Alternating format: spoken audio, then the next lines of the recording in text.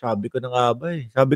Sabi ko mamaya na ako magsha-shoutout sa inyo pero hindi ko pa din po mapigilan. Game na ho mga bossing. Alisin ko muna si Birahan PH at puntahan muna natin si Marcoleta. Nako po mga bossing ha, kung eto totoo, eh nakakahiya si Marcoleta. Kung eto ho totoo, lalong nakakahiya po si Rodante Marcoleta mga bossing. Kung naalala nyo ho, mga kababayan, ano po, kung naalala nyo po, si Rodante Marcoleta, ang ginawa po nung eleksyon ay nangako sa atin. Pinangakuan tayo. Ano po ba yung pangako? Simple lang ho, no? Kapag ka nanalo daw po siya, yung mga magbibil daw po ng 2,000 pababa na kuryente mga bossing ay ano? Malilibre na daw ho mga kababayan. Naku di minatyaga natin. Simula po nung pinangako ni Marcoleta yon mga bossing. Minatyaga natin yung mga kilos ni Rodante Marcoleta simula po nung ipinangako niya yon at hanggang ngayon po mga bossing mukhang wala nang naaalala si Boss Marcoleta. Oo. Nung panahon ho eto, di ba nung Hulyo, no? Hulyo 1, umpisa silang naging senador. Pagkatapos mga kababayan, naglatag sila nung 10 uunahin nila, no, na gusto nilang mangyari habang sila ay senador mga kababayan. Una po, nandoon nakalagay is about sa kuryente. Yes, opo, no. Unang-una naman po yung tungkol sa kuryente. Pero, huwag kayong magsasaya. Bakit po?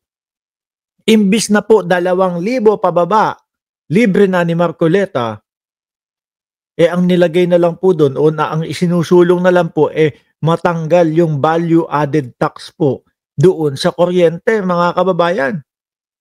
Di ba? 10. Tapos unang-una nga yung kuryente pero hindi na yung kagaya nung ipinangako niya nung siya ay nangangampanya na 2,000 pababa, libre na daw ho mga bossing. Ano nangyari? Kayo naman kasi itong pinsang ko si Sunshine Channel mahilig din kasi itong maniwala Kayo naman kasi pinangakuan na kayo gusto nyo pa tutuparin pa. Di ba? Pero tingin ko isa sa dahilan kung bakit po nanalo si Rodante Marcoleta sa pagiging senador po, yun pong pangako niya na 2,000 pababa, libre na ang kuryente. Kaso wala ho. Tapos ito pa ang mababalitaan natin. Imbis na po pababa ng pababa yung kuryente, mukhang pagtataas pa ho. Mga kababayan, ano sabi dito nung nag-post? Sabi nito, there's the rub. Yan budol is real. Naku, budol ka daw Marcoleta, sabi nung channel na there's the rub. Hindi mo talaga maiiwasan na maalala ang pangako ni Rodante Marcoleta na libreng kuryente sa mga kumukonsumo ng 2,000 pababa. Oho. Napakaano ho niyan mga kababayan. Napaka talagang tawag dito? Hindi makakalimutan niya. Tatatak sa isipan po ng mga kapwa nating Pilipino yan. Naku, sa pangunahin pong bayarin mga kababayan, ang unang-una po, kuryente. Bukod po kung sakali, no, nangungupahan o yung isang pamilya. Sumunod po na pinakamahal na gagastusin yung kuryente ho. Di ba? Talagang tatatak po sa isipan ng mamamayang Pilipino. Siguro, nung nangangampanya ho si Marcoleta, Chris Rose, nung nangangampanya, ano kaya ang magiging solusyon ko? Ang baba-baba ng ratings ko. No? Paano kaya ako mananalo? Biglang pumasok siguro sa isipan ni Marcoleta, naku, ipapangako ko kahit na imposible. Kahit na malabong mangyari, ang importante, malagpasan ko to. Itong dilubyo ng halalan. Aba, 112 million ang gagastusin ko o ang ginasta ko o ang gastos ko. Tapos hindi ako mananalo. Alam ko na.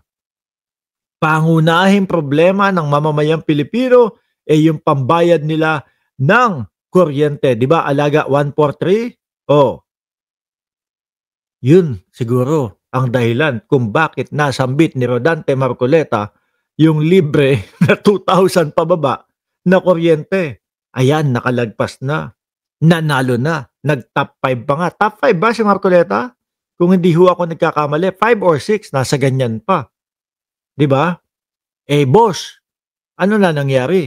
Bakit ganyan ang nangyari? Bakit hindi mo na yata binabanggit yung iyong pangako? Wala pa nga siguro itong bill na naipasa sa Senado patungkol sa libreng kuryente. Mabuhay ang mga tanga at uto-uto niyang tagahanga. Eh, karamihan ho mga DDS ang bumoto dito, mga bossing.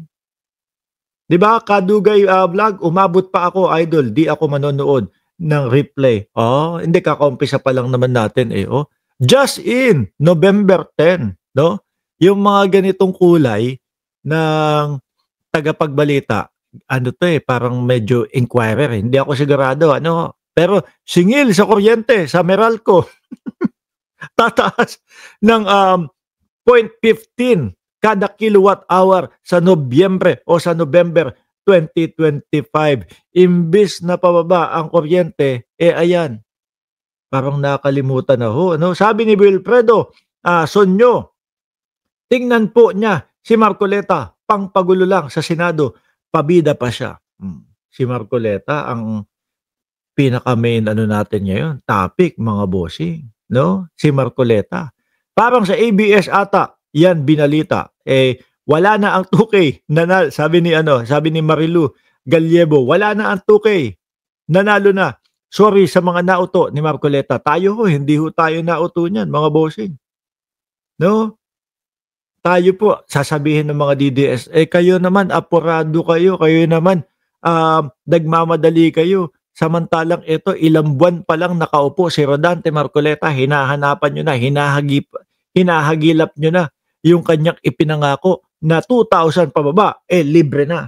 Hindi, sa umpisa pa lang ho mga kababayan, madami na hong magiging butas yan, eh. Sa umpisa pa lang po napansin ko na mga kababayan, mga boss chipamo, sir, yung kunyari isang bahay na nagkokonsumo ng 10,000, 'no, na kuryente.